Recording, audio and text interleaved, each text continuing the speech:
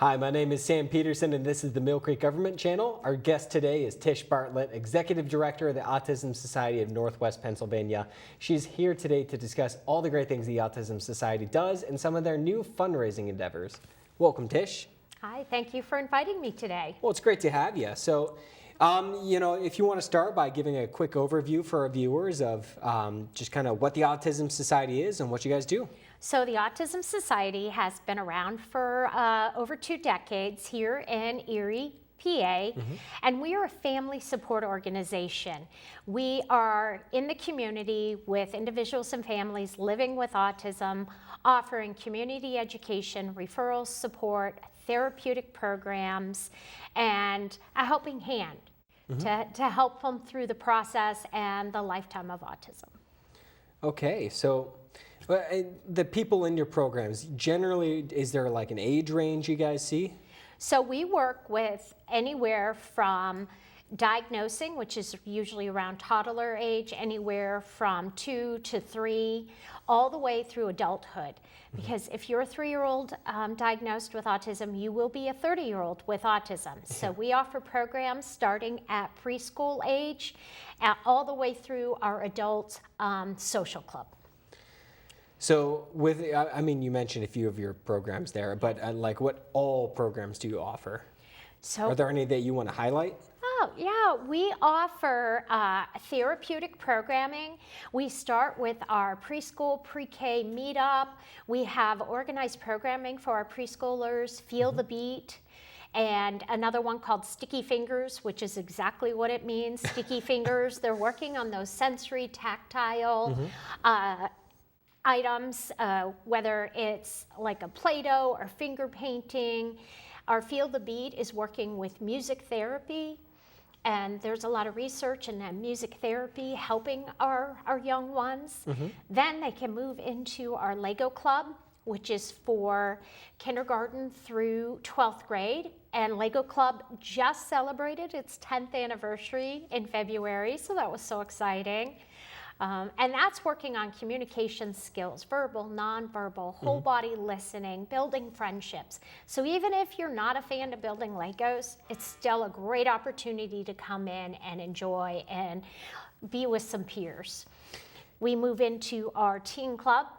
We have our Friends and Pals Teen Club, which is a social opportunity for our teens, as well as our Bridge to Success program, which is working on those unwritten social rules, social interactions, social relationships. We even cover social media safety. What is a secret? Yeah, all of those types of things to really help our individuals living with autism that aren't developing these skills naturally because of the disability. Okay, and then can you speak a bit about what autism could look like and what that disability could mean? Yeah, autism is a neurological disorder that often affects individuals in their social interaction, and communication, and restrictive behaviors. It is called a spectrum because it can affect everyone at different variations. We have individuals that are profoundly affected with autism. They are nonverbal, they'll need a lifetime of supports. They will never be able to live independently or financially support themselves. Through the spectrum, of course, you can have the middle of the line that they will be able to have a job, but they might need some help with their finances, social interaction, connecting in the community, up to our very high functioning individuals, which people will think of as the genius level. They're highly intellectual. They will be able to have a job, but they're probably going to need some help with that communication and social interaction. The social component is very challenging for individuals living with autism, but that doesn't mean they don't want social relationships. They want friendships. They want to be a part of a group. They just have a hard time navigating that. Of course. So is there one group that you see more of in your program than the other, or in the community? We provide our program service all levels of autism. We adapt our programs to meet their needs. So for an example, We are doing our Bridge to Success for our teens. We have two groups. They meet in different program rooms, and those that are maybe lower functioning, we're working on more of the basic life skills. Versus our room that is of our individuals that are higher on the spectrum, then we're really working on that social media and what's a friend and what's an acquaintance. Who do we give out our social security number to versus who we would not share that information to. So we really target the programming and the skills that they need towards their development level. So we talked a bit about the individuals you service in your programs. Do you do anything for the families? Yes, we do. Our families are so important, including the neurotypical siblings, which those would be the siblings that are not diagnosed with a disability or autism, any disability. We go out into the community every month with our family sensory and social outings. So we go to places like Splash Lagoon. We do a sensory day at Splash Lagoon. At the Erie Sea Wolves. We have one coming up at the Erie Otters. A huge and family favorite is our annual lunch and bowl at Eastway Lanes. So we bring all our families together in a welcoming, comfortable environment so they can enjoy community outings without feeling that pressure or nervous or anxiety if their son and daughter might have a meltdown, might not be able to handle the noise, the amount of people. We do this in a very comfortable, relaxing environment. And if your daughter or son has a meltdown and is laying on the floor, parents aren't judging. They've been there, they've done it, they're offering help, they know what it's like. So that's what makes it a more relaxing situation for them. Around the people that have been through the same thing. That makes a lot of sense. And your best support system is your fellow moms and dads. We like to call them seasoned parents now because they weren't too fond about the word of older parents. So we call them the seasoned parents. And that's so beneficial to our moms and dads that are living with a new diagnosis. They may, have a 3-year-old that's just been diagnosed. It can be so overwhelming because all of your expectations, you feel like they have changed. And they have, but that doesn't mean they've changed for the worse. It could be a real joy to get to know the special, how special your individual with autism. Besides the executive director of the Autism Society, I'm a mom of a 19-year-old, oh my goodness, he's 20, 20-year-old. He just turned 20 beginning of February. Years keep coming. Yeah, and I wouldn't change him for anything in the world. Would I take away his challenges that autism has brought? Absolutely. But it's also made him the most compassionate, amazing person that I know. It's so, as a seasoned mom, we'll call it, I'm here to tell the moms that are just new to the autism spectrum, it's okay. Your life is going to look different, but that doesn't mean it's bad. That's great. So obviously the Autism Society does so many wonderful things, and a big component of that, I'm sure, is the fundraising.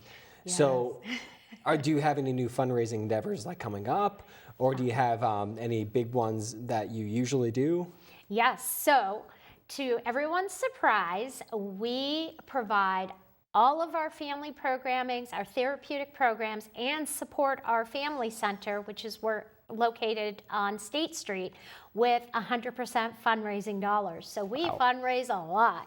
That's incredible. Yeah. And our signature fundraiser is our Annual Walk for Autism. And this year, April 27th, 2024, is our 23rd Annual Walk for Autism. You have to really think about that. It's the 23rd Annual Walk for Autism, April 27th at Lake Erie Speedway. And like I said, this is our signature event. It brings in 2,500 to 3,000 people and funds approximately about 65% of our budget. So this is an important event to us, all hands on deck, I like to say. But I also want to share, it's more than a walk. It's more than that 2-mile walk. We do walk around the track, but it's like a festival. Yeah. We have 5 local food trucks that come in and offer their amazing delights. That's part of our fundraising. We have a magnificent kids exploration center with sensory stations, a very talented local face painter. We have Bluey coming, and then we also have Paw Patrol. I think his name is Chase from Paw Patrol will be there. I guess they're really popular with the younger ones. They scream Bluey. So we do bounce houses. Wilder Party Supplies has teamed up with us this year for bounce houses and basket auction, merchandise. And all of this is made possible with our amazing benefactors, our team captains, our walkers. Some of our benefactors, premium benefactors this year is ECCM, Erie County Care Management. Bob FM joins us. Lake Erie Speedway, of course. They are a true partner, letting us hold the walk there. And then, rain or shine, we have delicious hot chocolate and coffee provided by Jay and Mary Spaders. So that's a very popular part of it. But we're excited. So even I get phone calls that say, oh, I can't really walk 2 miles. That's okay. Come anyways. There is so much going on there that, yes, we want individuals to walk, but if you can't, that's okay. Come check out our merchandise tent. Shop our theme basket. Enjoy It's more the about food that trucks. community experience, right? It is. It's all about that community experience of coming together, showing our families and our loved ones their support. And it really renews that feeling of, you're not alone living with autism. There's an entire community out there to support you. Wow. Yeah. So I know the Autism Society is of Northwest Pennsylvania. So does that imply that there's other chapters and other affiliates out there? Yes. So there are over 70 Autism Society affiliates around the United States. The main, what we call national, is Autism Society of America. So what that means is we all share the name and the brand, but we're all individual and individually responsible for our own programming and our own fundraising finances. They don't financially support us, but on the other side is we also don't have to send any of our fundraising dollars to the national level. Everything we fundraise stays right here in our local area to support our local families.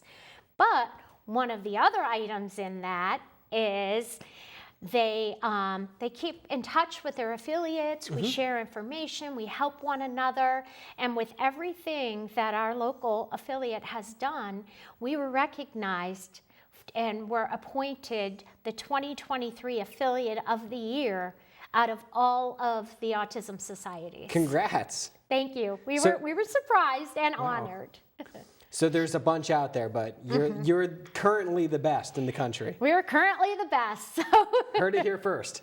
Yeah, we are currently the best Awesome. of all the affiliates. So it was so exciting to say, wow, Erie, PA was acknowledged with having the best Autism Society of 2023. So what an honor. Well, congratulations. Thank you. So besides the fundraising, which we talked a lot about with the event coming up, so how do you support your programs besides that fundraising? Support our programs? Well, we get major gift sponsors. We get benefactors to support our programs. We work on asking. We have our Be Our Champion program, and that's an annual sponsorship. So we ask individuals in the community, whether it's an individual or a corporation, if they want to be our champion and sponsor a program for the year, and then we recognize them on our Facebook, on our social media, on any of the program advertising. Because it's well worth it, and we really want to keep the costs down to our families. Yeah. When you're living, raising a child or young adult with autism, there's a lot of costs that can be associated with that, whether that's a special diet or therapies. There's a lot of out-of-pocket cost with that. I would imagine. Yeah, so we don't want to charge the full cost of a program to our families, so we get benefactors in order to offset that and be able to, to offer it with skilled individuals. Sure. And then do you have any volunteers come in to help out with all of your programming? Oh, yes. So the other item we like to surprise people with is the Autism Society here only has 2.5 staff members. Really? 2.5. Does that include you? Yep. I'm the full-time executive director. I have a full-time program director. Her name is Allie Grossman. And then I say part-time, but she's 30 hours a week. Wendy Zerkowski is our office manager. So it's the three of us doing all the work behind the scenes with our amazing volunteers. So needless to say, we depend probably 90% on volunteers. Our board, our committee chairs, our walk directors, anyone that is interested in getting involved. It's so vital to us. That's how we're able to provide so many opportunities. So if anyone is interested, please reach out to us. We're always looking for help, whether it's at one of our community events, one of our fundraisers, or just coming in the office and helping us out with mailings or, preparing for an event. We can always find something to match their interest. So where would someone go if they're interested in either volunteering or maybe they're interested in your programs? So they would go to our website at autismnwpa.org. Right there we have a button, orange button that says volunteer. If you want to volunteer, you click that button, you fill out your information. You can look and see what opportunities are available at that time. And our volunteer coordinator, which is Wendy, will reach out and get that established. If you want to register for the walk, you go under events on our website. Right there it says 23rd Annual Walk for Autism, and it has a button that says registration. You can register for the walk, you can donate to the walk, whatever you're interested in. There's also a link there if you want to set up your own team for the walk.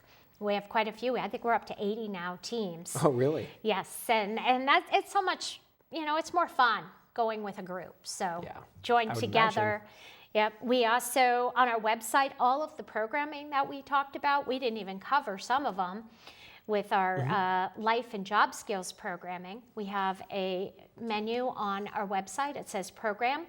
You click on that and it outlines every program that we have from preschool all the way up through our adult social group, our skills to pay the bills, life and job skills programs. All of that is on that tab, and you can read what each program offers and the ages it serves. So then what would you say then to people that might be interested in some of your programming, but they're not quite sure, they don't quite want to take the leap and do it yet? What would you say to them? I would say either email or call the office.